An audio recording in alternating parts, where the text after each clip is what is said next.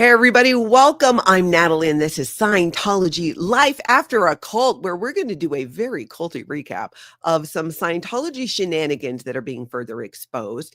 Actress Glenn Close is sharing about her cult connection. This is something I've never heard before.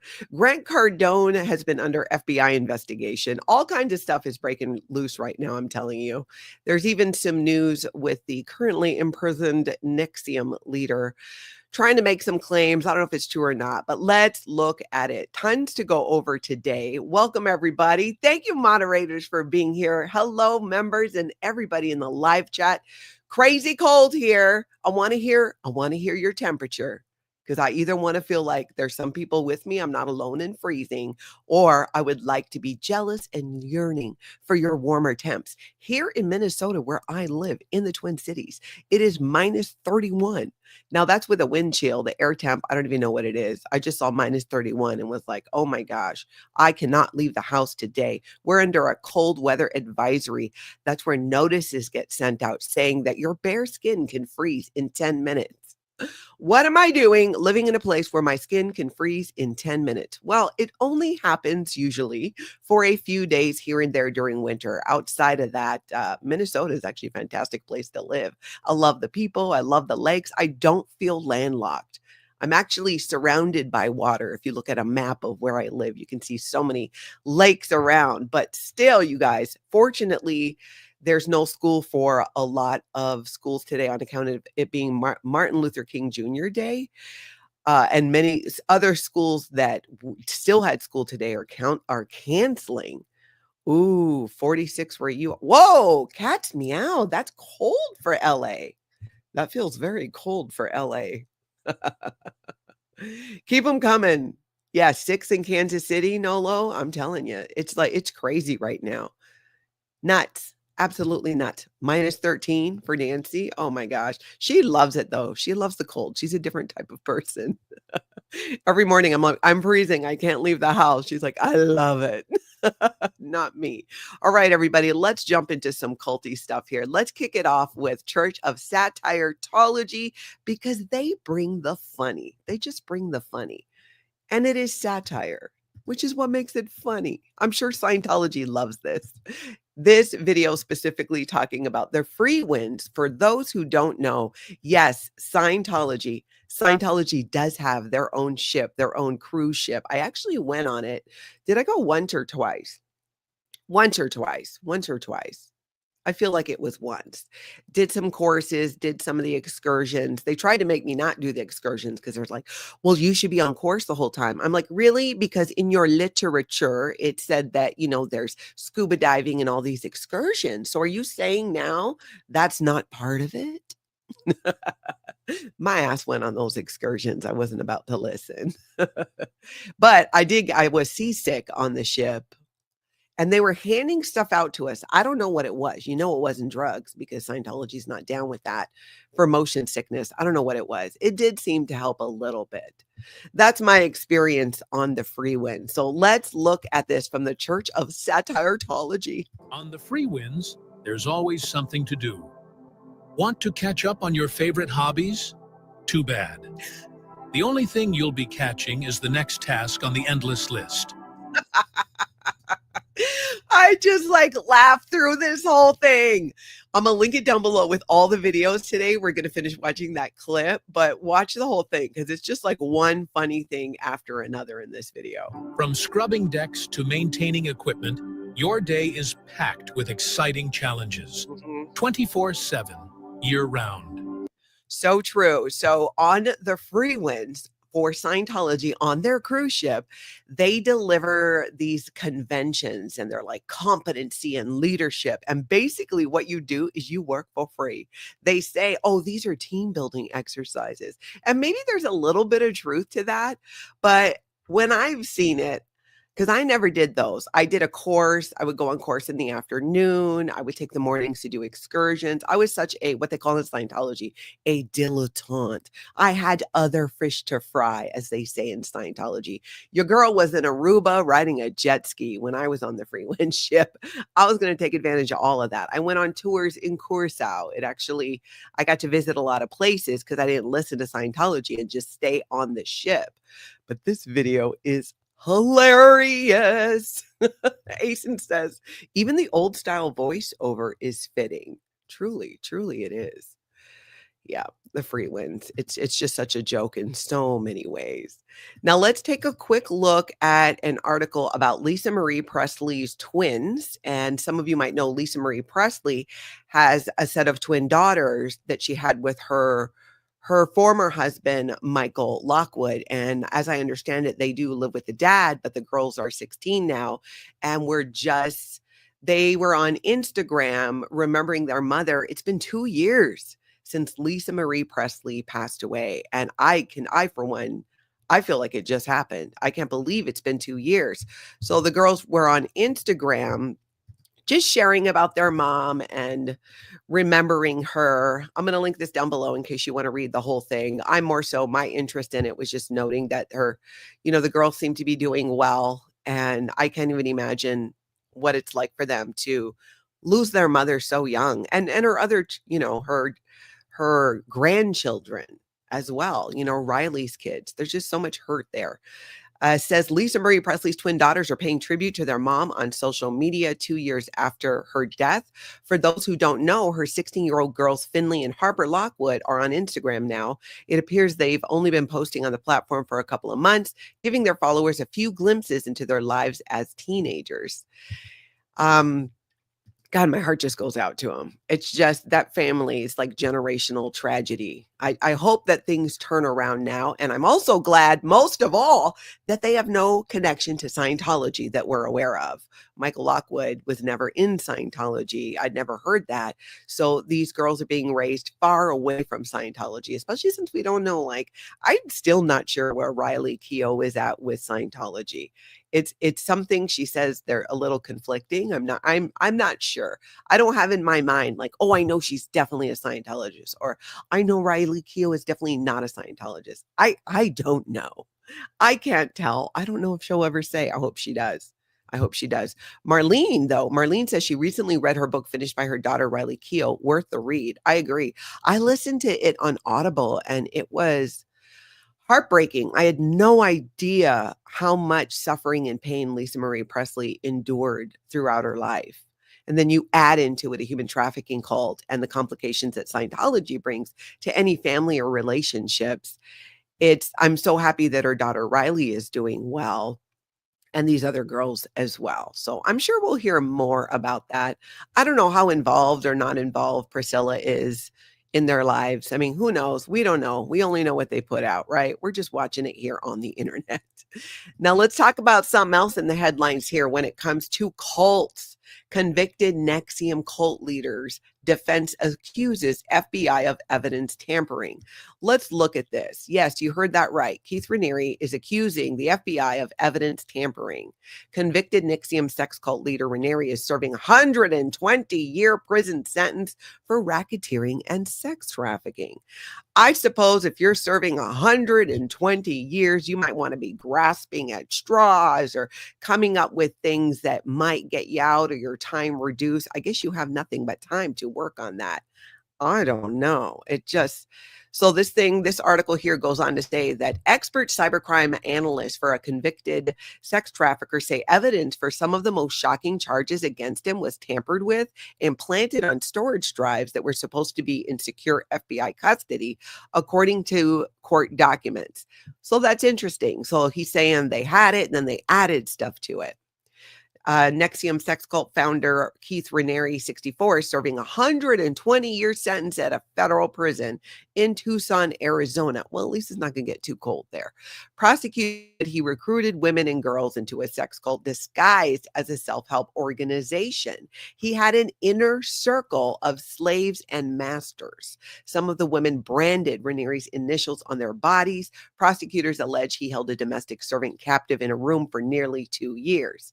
So we've seen a lot of these reports. We've seen a lot of the victims coming forward and sharing what happened to them. The man is already sitting in jail. So it's interesting. What's going to become of this? I don't know. But it's interesting to find out that that's kind of the route that he's taking. And I don't know. It seems like there were a lot of things that landed him in prison for 120 years. Even if he won on this one point, like let's just let it play out. Let's hypothetically say that, oh yeah, it was true. That was doctored. I don't think this man is getting out of jail. I mean, I don't know. I don't fully understand the legal system myself, but would seem to me like it's a little grasping at straws. Maybe just do your time. You did the crime. But that is what's happening with Keith Raniere. Other interesting thing about it is he was once involved in Scientology. And lately, we've been hearing this word a lot, master, right? Neil Gaiman wanted his victims to call him master. I don't doubt, and then you have Keith Raniere doing this as well. And until you leave Scientology, if you're in Scientology, you don't know about the history with L. Ron Hubbard and his own sex cult and what he was doing. When you leave Scientology and you find that all out, and then you hear about former members of Scientology perpetuating these types of abuses, you go,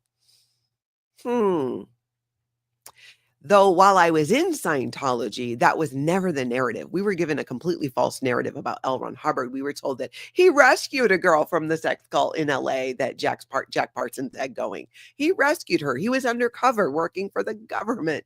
That's what we were told. Not true at all. Not true at all. Ask him, have you seen the Cults to Consciousness episode with Sarah from the NXIVM group? It was really good.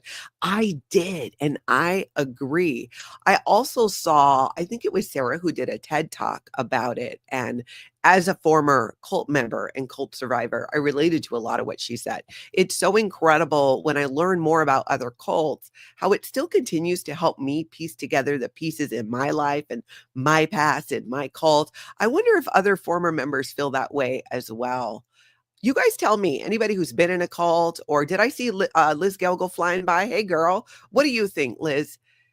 Does it help you when you learn about other cults, put our cult experience in context? I really feel strongly about that. And that's why I'm enjoying kind of digging into other cults, even though it's disturbing and somewhat triggering. There are pieces of it that really open my eyes even more. I just feel like after 35 years in Scientology, a human trafficking cult, I've been out for 15, but it's probably going to take some time to really re-examine so much and process it.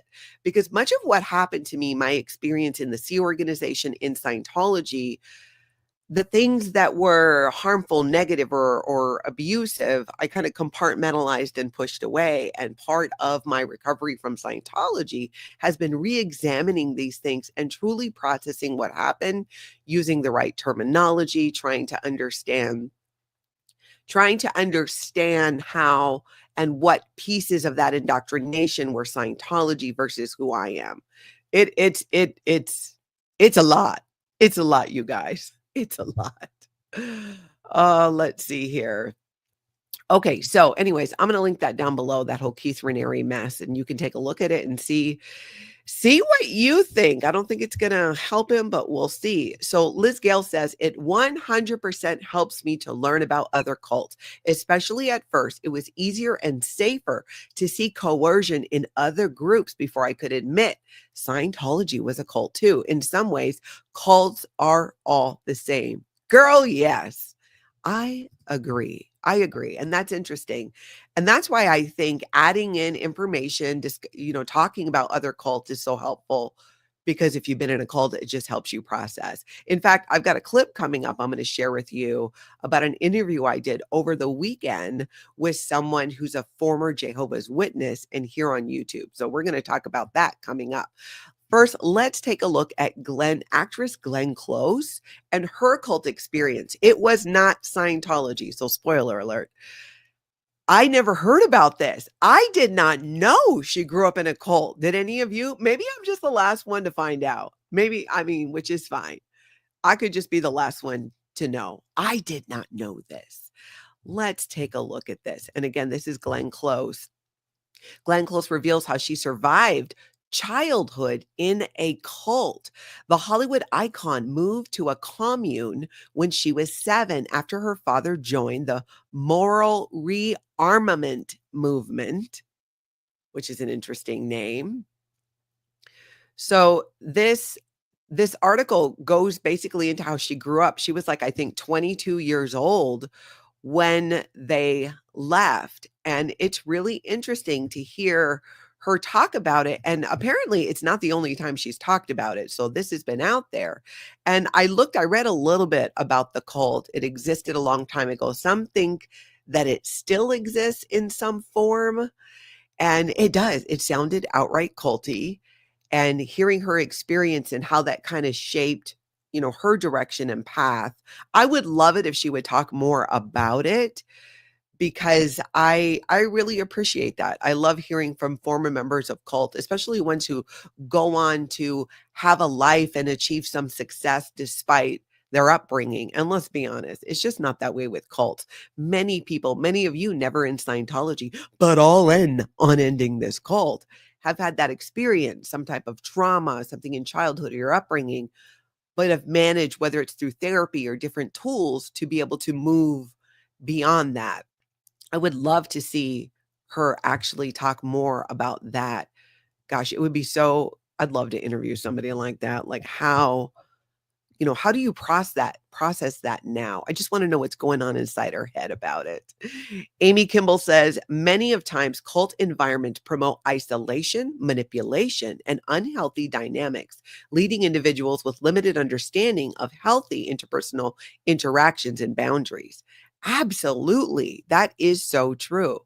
Which makes me wonder, like, what tools did she use to get beyond that? Was it therapy, some type of self-help? I don't know there are so many different ways that you can seek healing, but that is interesting. Juanita says the name says it all of that cult. I know it does. It really does. Yep, I agree, Greggy. Yeah, it's all about control of other human beings. That does seem to be the core common denominator when it comes to a cult versus a group of people getting together and doing something. It's the control in my mind, because I've looked at that and I've asked myself, what makes that a cult? Why do people say this is a cult, but they don't see this is a cult? And I think a lot of it is sometimes people don't recognize that control, where there are times when it seems acceptable to people to put demands on you in terms of your life, what you do, what you say, where you go, who you go with, all of those things. That very much was a huge part of Scientology. Anyone in Scientology, whether you grew up in it or not, current Scientologists even know this. The control, except current Scientologists tend to believe it's for their own good so that they can go up Scientology's bridge to total freedom. So they think it's for their own good. But the more people learn about it, and many of you, as you've shared too, in understanding more about Scientology, it is all about the control. NXIVM, definitely control. Almost every cult I learn and read about, it's about control. Someone decides that they know what is best for you, and now they try to dictate how you live your life. And we look at that in cults and we go, oh my gosh, that's so culty. Yet I see sometimes where people don't recognize that in life. Like, you don't have to belong to a cult to be behaving like you're in a cult with that level of control and threats and demands on how people live their life. It's so much like what Scientology was. They wanted to dictate who we married, who we divorced, who we dated, if they approved or not, especially in the Sea organization. All of those things were controlled. Who you could be friends with, who you couldn't be friends with, all all day long, every possible interpersonal relationship you had no control over that if Scientology was against it, or if they pushed you, this is the flip side, into a relationship that you didn't want, but they felt was best for you. And if you don't do it, you get threatened by Scientology. But again, I see this behavior. I don't even think it's limited to cults. I think the fire gets poured on it in a cult. But one thing I'm contemplating right now, and I'm going to ask you guys, and you tell me your thoughts on this. Why is it that people can look at a cult like Scientology or NXIVM and see the demands on people that are made about their own personal relationships, what job they have, all of these things, who they might marry or not marry? It's culty to try to control them with that. But outside of an organized cult, it's not culty to do the same thing to people. I think it's culty on both ends. But it's got me thinking, like, is it human nature in some way or degree to want to control other people, to feel so emboldened that people you don't know, you reach out and put demands on them on how they live their life based on the assumptions you're making when you don't even know them?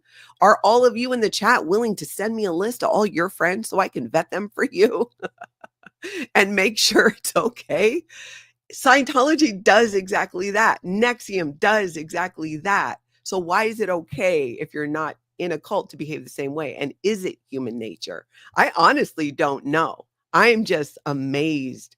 I'm amazed by it. Things that are, is this human nature, or was this the cult?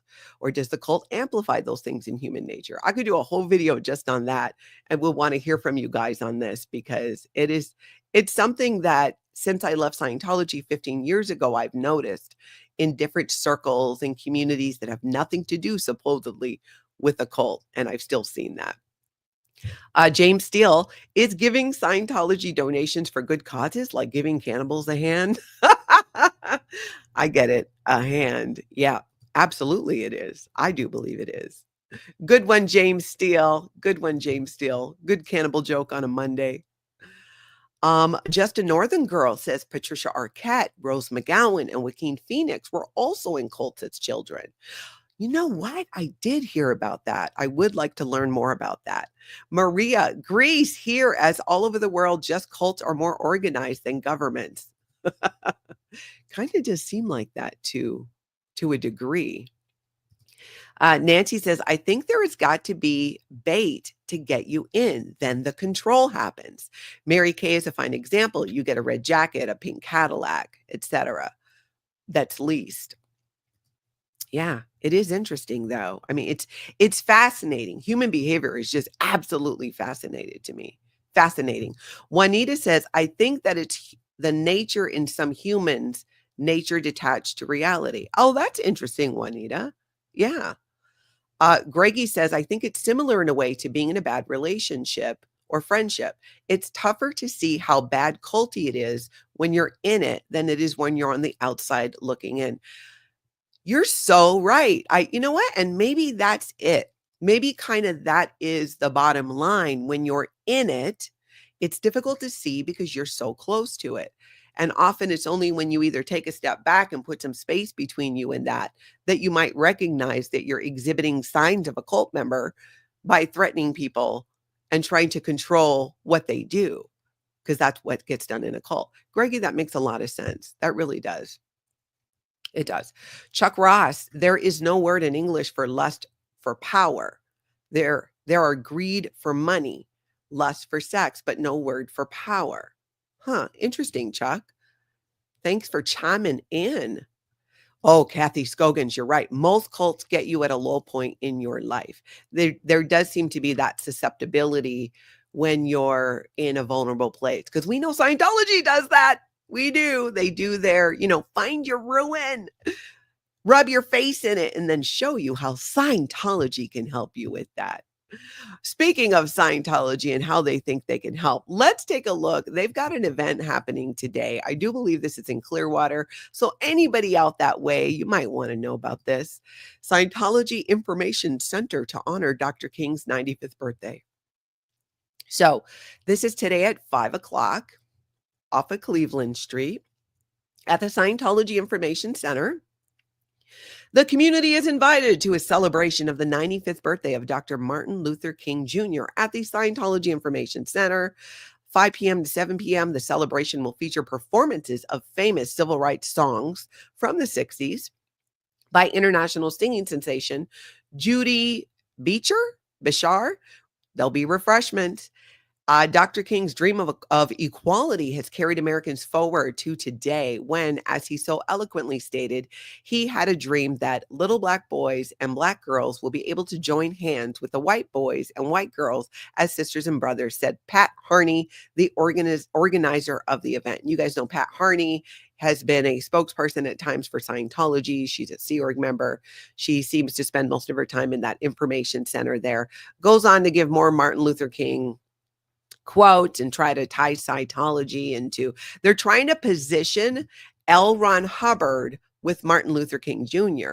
This is called positioning. And this is something that Scientology works really hard on. Let's mention Scientology, L. Ron Hubbard, and Martin Luther King Jr. together so that people make that association falsely. And basically, they're doing what they always do. There are no bigger clout goblins than Scientology. This is what they do. They're complete and utter clout goblins, now using Martin Luther King Jr. Day to promote Scientology, because you can't tell me they're not going to do that. So I'm going to link this down below so you can take a look at it. They're asking for people to RSVP. They give a phone number, but I'm calling shenanigans on this. This just sounds like shenanigans. And like, really? You are actively human trafficking and you still will hold an event like that. But we see this all the time with Scientology because they have something called what? The Office of Special Affairs. It is Monday. We get to wake them up with passion and fever. Everybody join me and David Miscavige, wake up your people. Wake up. Scientology, you are so being called out on this. Now, Office of Special Affairs, you already know what we shared. We got some stuff coming up you might want to pay attention to. But the positioning, the clout goblin, this is my new wappa, wappa, wappa, wappa. They're like little Pac-Man getting the dots, and the dots are clout. Scientology just running around trying to like get it all. I mean, we're going to talk about their volunteer minister stuff too. I think I got something. Yeah, I do have something on that coming up. So you will see even more. The theme today is Scientology are a bunch of culty clout goblins. That's hard to say. Culty clout goblins. Culty clout goblins. Culty clout goblins. I'm serious. Try it right now by yourselves. Culty clout goblins. Culty clout goblins. That's actually hard to say. Aloha defunct, and aloha to everybody throwing the alohas in the chat. You know, I love that. I appreciate you guys coming in here in the chat, keeping it aloha, welcoming people, being kind and nice to each other. Makes it a lot more fun. Now, you know what's not fun? Scientology advertising in the London Tube. We shared a tweet the other day that was like, oh my gosh, so you can't promote junk food in the London Tube, but you can Scientology, a human trafficking cult. Well, that story is got legs and it's being covered in other places. I love when this gets picked up. Shock over Church of Scientology advert allowed at London Tube Station. An advert promoting the controversial Scientology religion at a London tube station has caused shock and disbelief among commuters. The poster, which encourages Londoners to find out more about the group, was spotted over the weekend at a tube platform. Scientology has been labeled a cult by critics and has been criticized for its claims about mental health, its finances, and even abusive practices. The tube advert says in large writing, "I'm a Scientologist," accompanied by the picture of a cinematographer called Robert. So that's like that one there. The billboard hopes to spark the interest of commuters asking, "Curious?" before directing them to the religion's website. The choice of advertising has been slammed by Londoners familiar with Scientology's controversies. One Londoner said, "TFL doesn't allow junk food to be advertised, but this is apparently fine." Another complained, "A cult being advertised on the underground? Appalling." A spokesperson for Transport of London told Metro the advertisement was reviewed against our advertising policy and was found to be compliant. Really? TfL banned the advertisement of junk foods in 2019 in a bid to tackle child obesity, while their advertising policy also bans any posters which are likely to cause widespread or serious offense to reasonable members of the public. Scientology describes itself as a religion that was founded in the 1950s by L. Ron Hubbard. Members of the group submit to a process called auditing, which through questioning and the use of a device that measures the body's electric flow, claims to help a person locate areas of spiritual distress. I mean, they're really calling it out here, and I'm glad that they are. They go on to say the Church of Scientology, however, has been hit by allegations of misconduct for decades. So I think it's interesting too. Like, doesn't it aligns if you're not supposed to, that a reasonable person wouldn't be offended? I mean, I get it, right? You can't, everything is going to offend somebody. But in 2025, in 2024, 23, 22, 21, even going back further, I kind of feel like most people know Scientology is a cult. If you were to do a survey out there, is Scientology a cult? Yes or no? Do you think Scientology is a cult? My educated guess would be most people would say that it is. So this doesn't play with me. I'm not buying that it aligns. Or, is somebody working there who's a Scientologist? I don't know.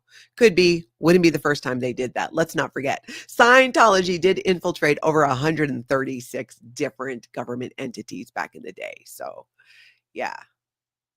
And I'm pretty sure a lot of people know about that.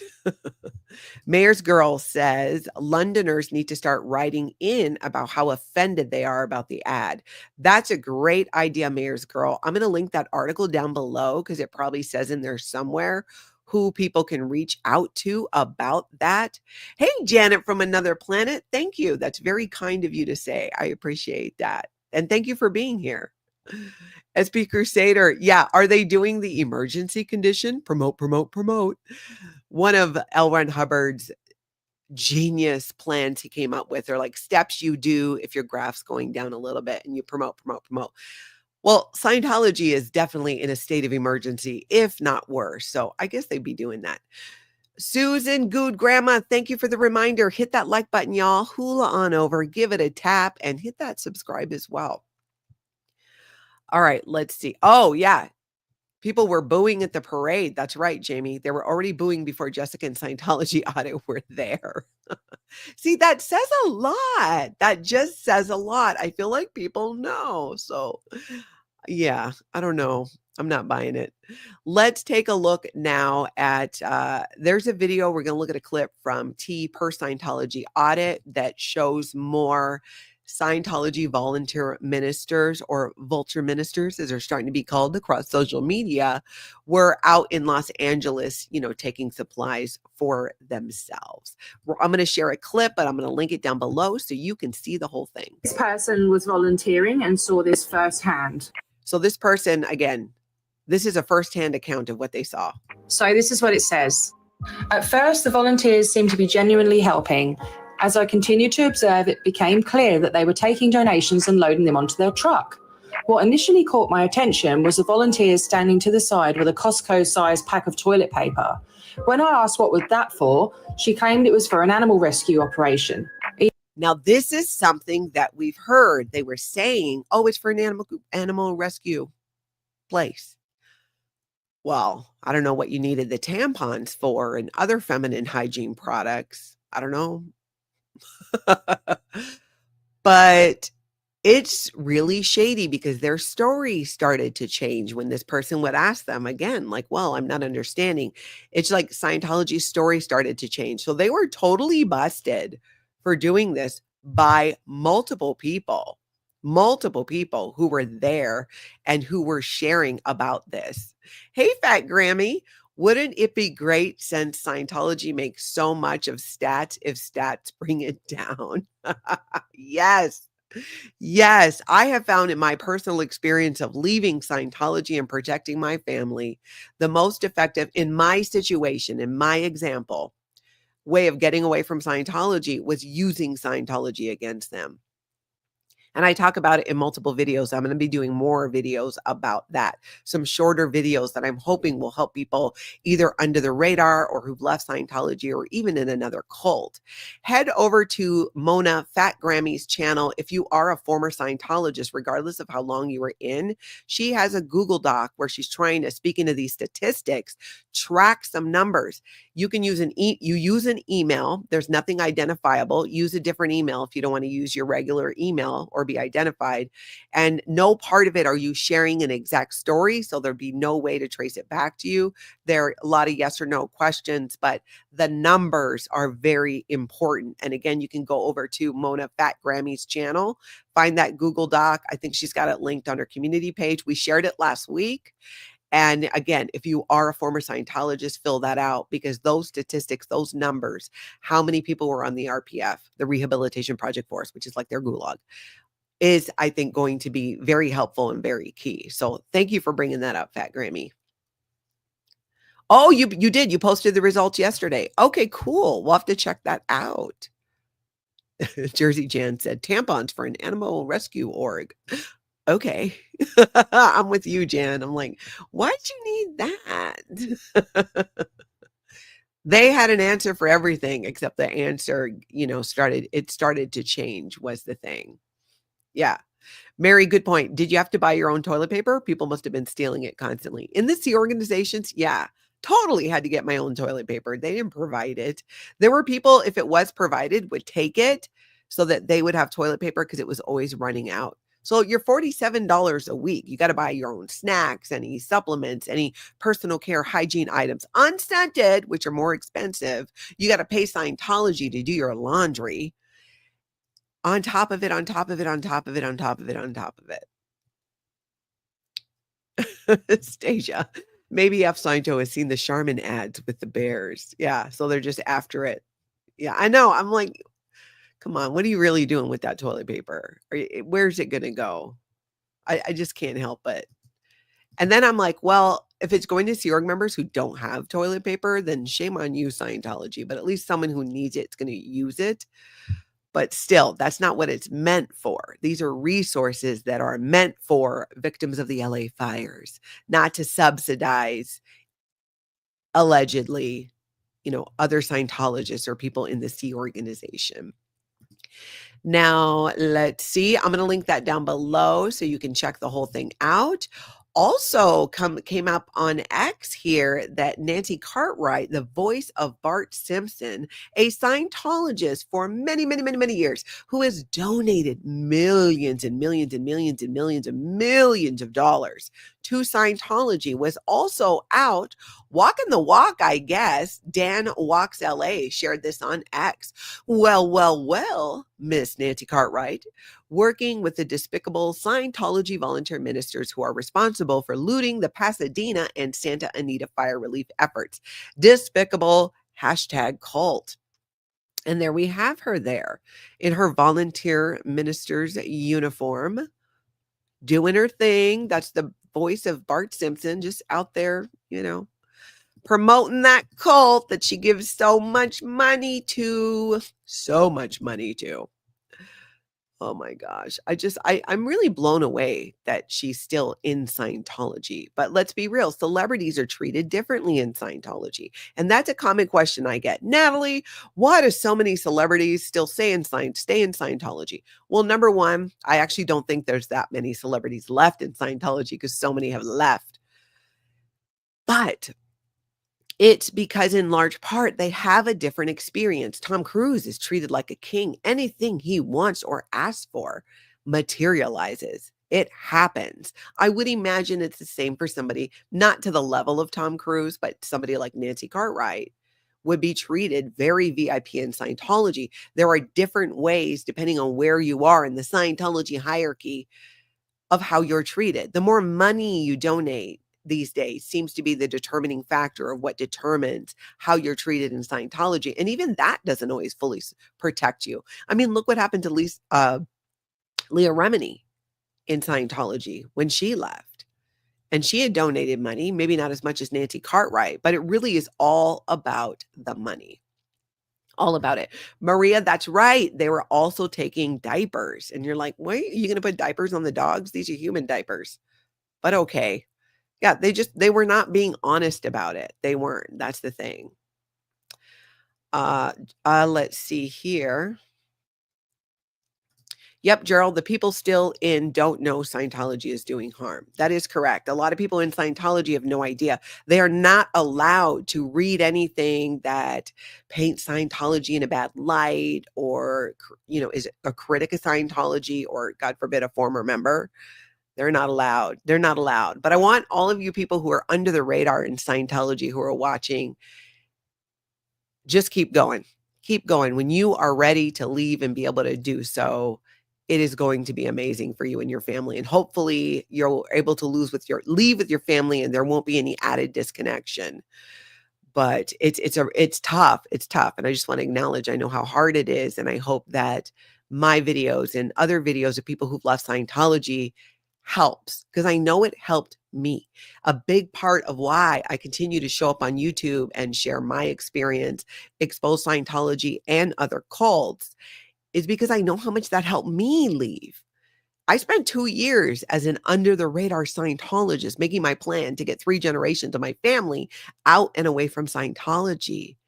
And it was the stories of former members that really helped me stay strong in that, because it was a battle.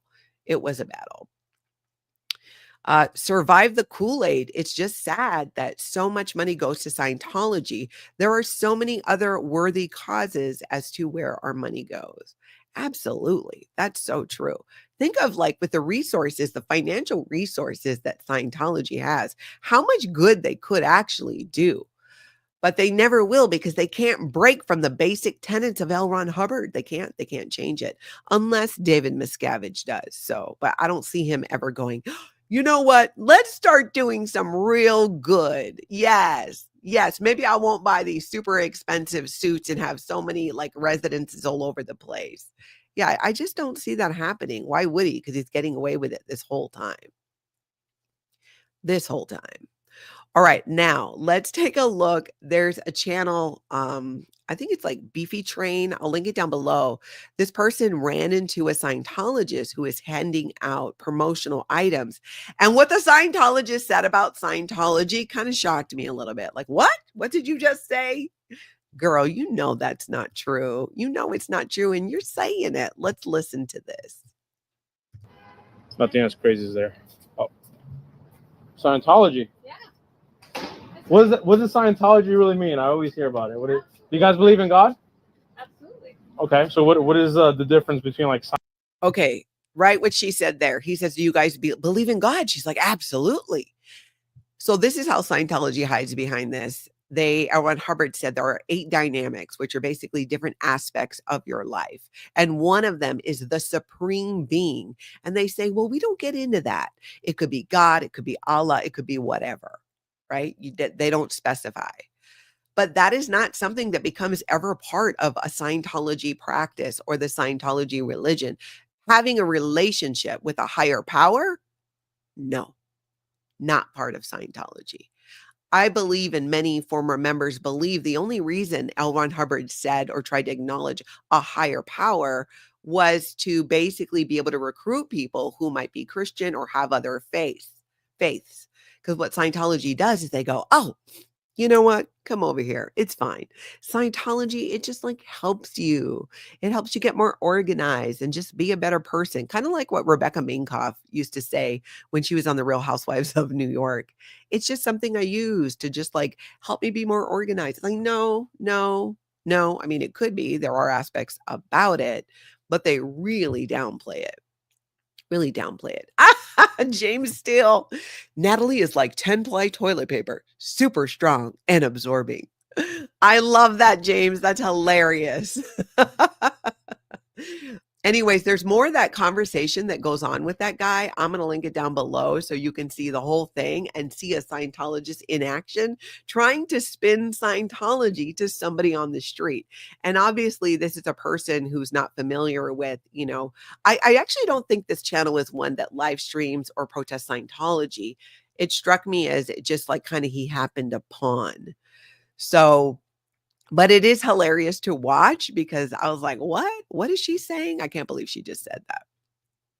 Over the weekend, you guys, I sat down with Jake from AltWorldly. That's a channel here on YouTube. He is a former Jehovah's Witness, and we went and compared our cult. I reached out and I'm like, hey, I'll show you my cult if you show me yours. Let's do some comparison. I want to understand. I thought I had a great time. I thought it was fantastic. You can find it. It's one of the last lives I did on my channel. Easy to find.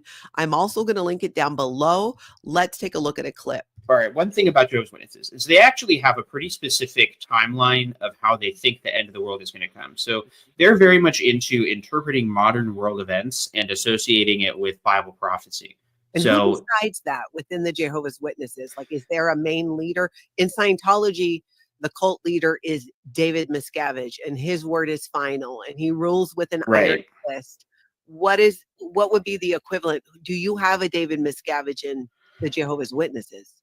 Yeah, we've got like 10 to 13 David Miscaviges at any given time. They're called the governing body. And so basically, instead of having one leader, there's a group of leaders, basically a board of directors. There's not a set amount that there has to be, but usually there's around like 10 or so. All right, one thing about Jehovah's Witnesses is I thought that was so interesting, just how their structure works. They don't just have one David Miscavige. They can have, what did he say, 12, 13? I was like, oh my gosh, absolutely going to do more videos with Jake. I could have kept talking to him. I mean, we went for like 2 hours, and I feel like we just scratched the surface.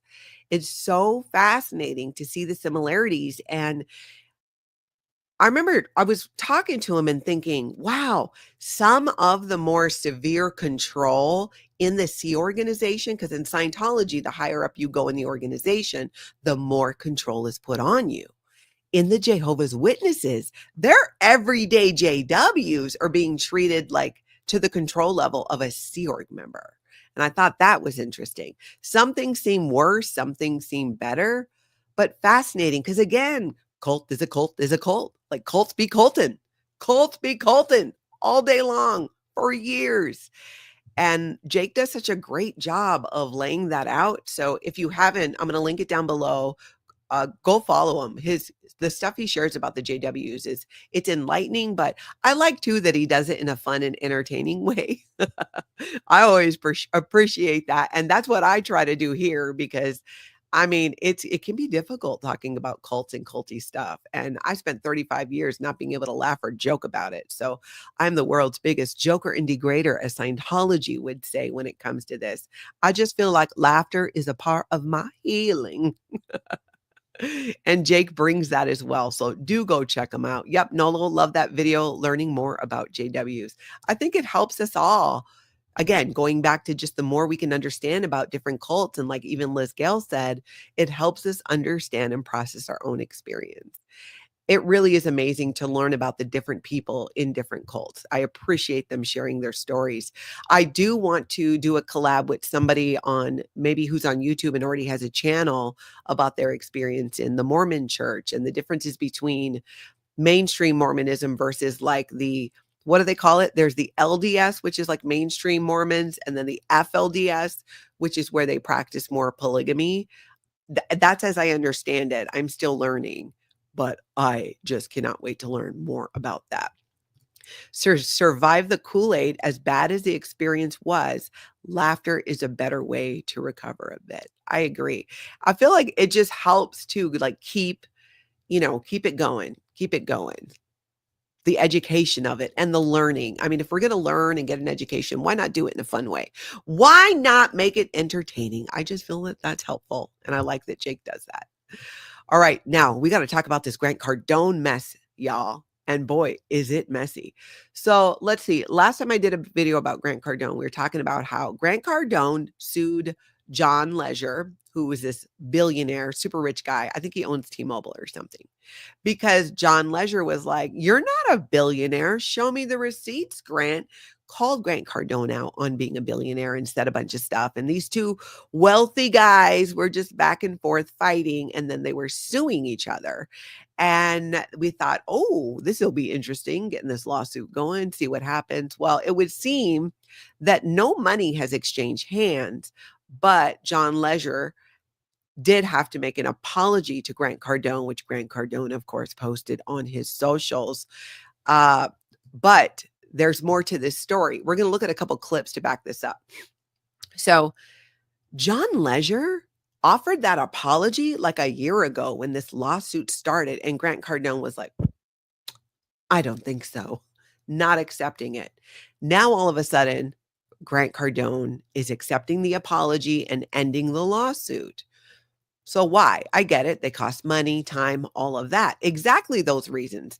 Because Grant Cardone is now involved in another lawsuit with his former partner, Gary Brecka. And this is where it starts to get really interesting because of so Grant Cardone had this whole 10X health thing where you do all kinds of different things for your health. It's a real simple way of explaining it. But Gary Brecka was the guy because he had the background in this, and he brought the believability, the clout to Cardone's, whole 10X health systems thing. And Gary Brecka at one point was like, oh, no, I'm stepping back. Now they're embroiled in a battle. They are suing each other. And the word on the street is that is why Grant Cardone accepted the apology and ended the other lawsuit with no money exchanging hands. So Gary Brecka has been doing interviews. He did an interview on growing up in Scientology where this man spilled the beans. He shared that Grant Cardone confirmed that FBI agents were undercover in his organization investigating him. In fact, I got a clip of that. Let's look at that.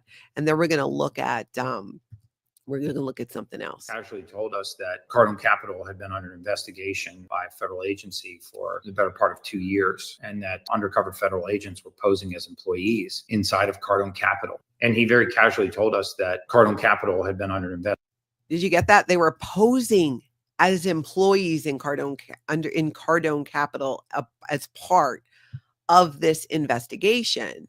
So Gary Brecka, let's look at a clip from Scott Schaefer. Scott Schaefer is a YouTuber who covers all kinds of stuff, but a lot of Cardone stuff. And I think he laid it out really well as well. So let's take a look at that clip. I apologize to Mr. Cardone, his wife. So this is the apology from John Leisure to Grant Cardone, so you can hear it. Both his children and Mr. Cardone's fans and followers, partners, investors, of course, Xenu as well. I added that part. It doesn't actually say that. Investors to any person who may have been influenced by my statements. I asked that those who elected to redistribute and use the comments I made about Mr. Cardone's clickbait or headlines, take those recordings down. I will not be doing that, but, nice of you to say that. Mr. Cardone's life story is admirable, and I respect his hard work to provide services to his customers. And doesn't this sound like something somebody wrote to end a lawsuit? I mean, it's interesting to me that Cardone too is like, yes, I accept your apology. I mean, it's just like, it just seems like not mass. It doesn't reek of authenticity to me, but I could be biased. You guys tell me what you think. Opportunities to Main Street investors. And let's be real. I don't think it should, because he made a valid point. He was calling him out on being a billionaire when he very possibly is not. I mean, what a weird thing to be fighting about too. I look forward to watching Grant's continued progress in business and investing. Now that apology statement from John Leisure, it kind of feels like the old hostage negotiation letter. It's not very sincere. Just my opinion, of course. Obviously, Grant would say otherwise. It's very, very sincere. I would agree with his opinion on that. I thought the same thing when I first saw it. I was like, oh, I don't know. I'm not really buying it. So then he gets into the whole thing with Grant Cardone's newest embattlement, his newest entanglement with Brecka. company were burning documents to try and hide them from the FBI. Oh, that's true too. That has come out that they were burning and hiding documents. Which I'm like, were they getting rid of documents like while the FBI was there? I mean, like they're infiltrating and doing their investigation. It reminds me, you know who else has burned documents? Scientology. If you guys remember, I sat down with my sister a few weeks ago and she shared about how when she was in the Sea organization as a teenager, one of the things Scientology had her doing was burning documents. Sometimes they were shredded already, sometimes they were not, but she just fed them for hours and hours and hours into some kind of, I don't know, oven, I forget what it was, but to burn these documents. So this seems to be a popular thing amongst Scientology and at least maybe Grant Cardone. And now Grant sues this other guy and he starts doing public interviews. Oh yeah, Grant told us that the FBI is investigating him and they have secret undercover operatives in the Grant Cardone organization. Grant, you're screwed, my friend.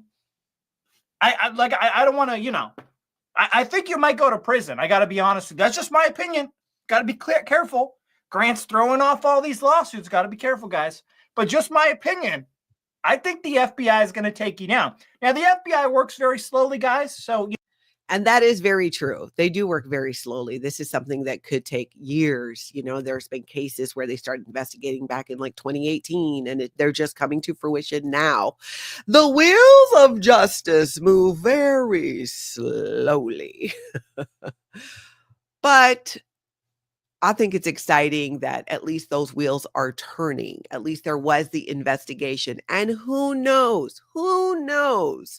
Maybe it could even help expose some things to the FBI in regard to Scientology and his ties to Scientology, the money he was paying, where was going, what documents was he burning exactly?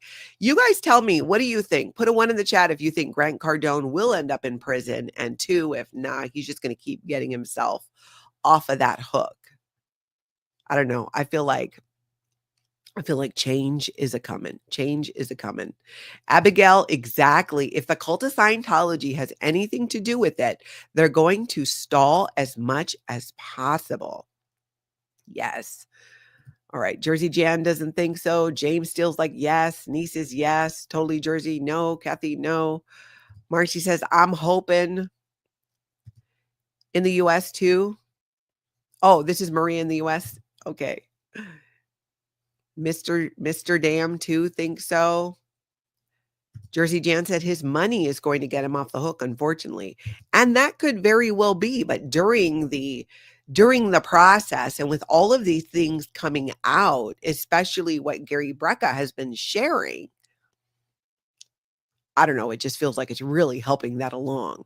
I still maintain hope. I don't want to get to the point where I'm jaded and like, oh, it's just never going to happen no matter what. No, I have high hopes. I am definitely a glass half full gal.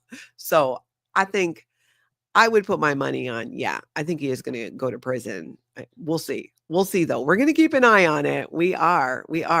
Anna from Canada says, I don't get Scientology ads on ex-Scientologist videos, but I definitely get Grant Cardone ads. So weird. Isn't it? I think I've heard, I mean, I have the paid YouTube, so I don't see the ads, but I have heard that there's a lot of Grant Cardone ads on my channel and some Scientology as well. And I think because I talk about Grant Cardone, I don't know how it works when the ads are assigned to the channel. Do they just look for, I mean, if it's like the rest of YouTube and the algorithm, they're following the viewer. And so, but they don't differentiate between good and bad in terms of how Scientology would see it. So yeah, there's definitely some overlap there. I want to show you guys, I'm going to link this down below, came across this, the 17 most compelling cult documentaries and docuseries available to stream now. Because, let's be honest, I'm always looking for a good cult docuseries or documentary to binge. And I think maybe you guys might be too. So let's see here. Some of these you might be already familiar with. We'll just kind of go through it here. We've got The Vow. That was a good one. Speaking of Keith Raniere. Heaven's Gate, the Cult of Cults.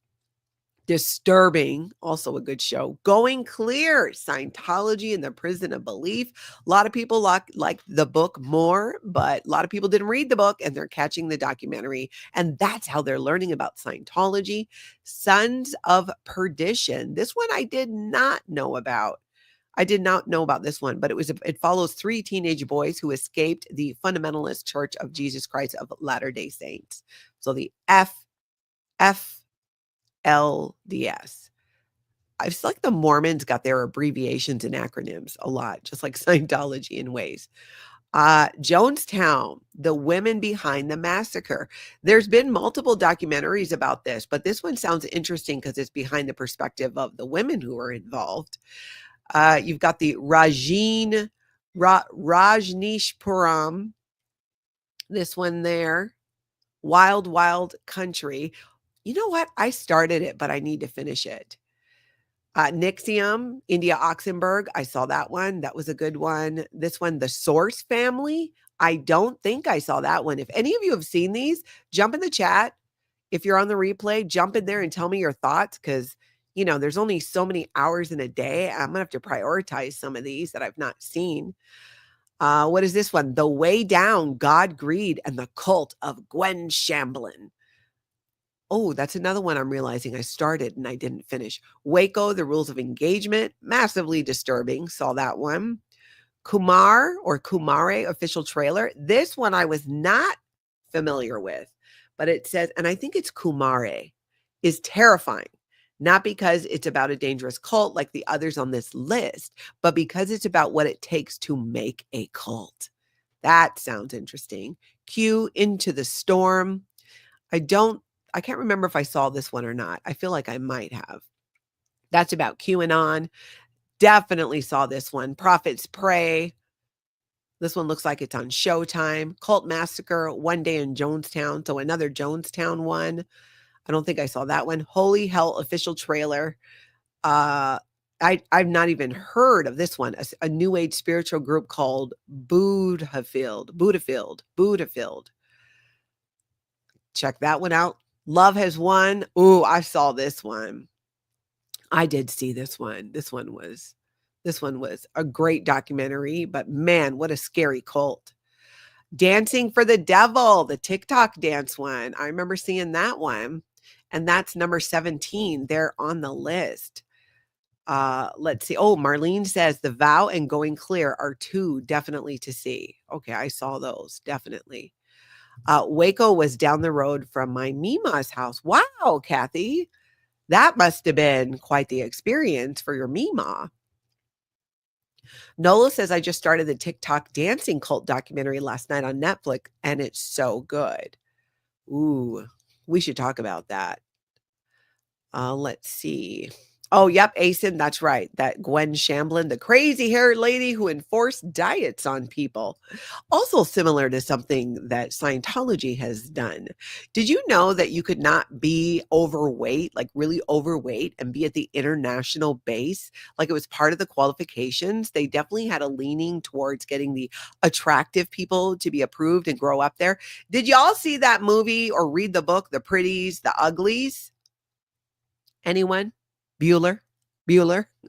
Well, I feel like the international base and way up Scientology management is similar. You have to change and conform to be acceptable to them to be at these higher levels. If you've not seen it, I thought the movie The Pretties was pretty good. I love the books. I read the books. I thought they were, I really enjoyed it, but it really also made me go, whoa, that sounds like the international base in many ways. I would love to see you interview Mike Sandoval about the Hare Krishnas. You know what? He has been on my list. We should make that happen.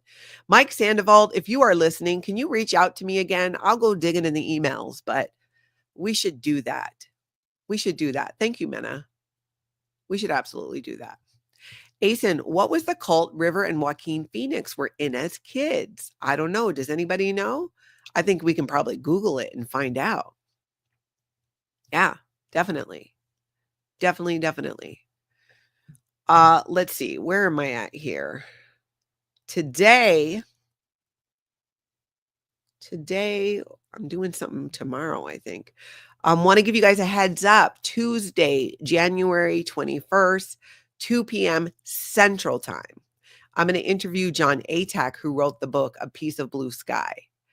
That is going to be interesting. I want to hear about his like L. Ron Hubbard stories. He went through his own harassment early in the day. It's some really great early Scientology, like when it really kicked off that cultiness. That's going to be tomorrow, Tuesday at 2 p.m. my time. So keep an eye out for that. You might want to, the subscribe button, if you click on it, you can set notification bells to all. And in theory, you get a notification when I go live.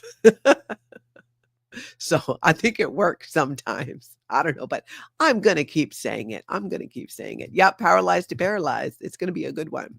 And that's going to be tomorrow live. If you can't catch it live, I wish you would show up and check it out on the replay.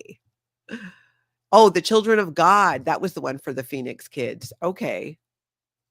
You know what? That does sound familiar now. Thank you, Jersey Jan and others who were throwing that in there. Oh, did Rika go flying by? I saw hi Rika, but I didn't see her.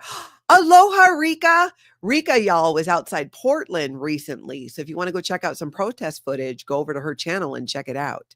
Check it out. She's still showing up there and letting Scientology know what is what. She did some great chalk tech as well. Good to see you, Rika. And yeah, Children of God. That's right. Thank you for that. Thank you for that.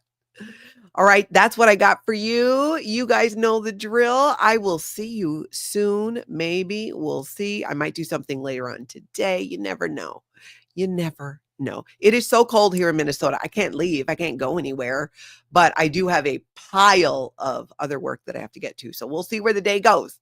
So many cults, so little time. I swear my other responsibilities and jobs interfere with my passion for exposing cults, but what do you do? Mahalo everybody for being here. I hope you all get out and have an amazing cult-free day.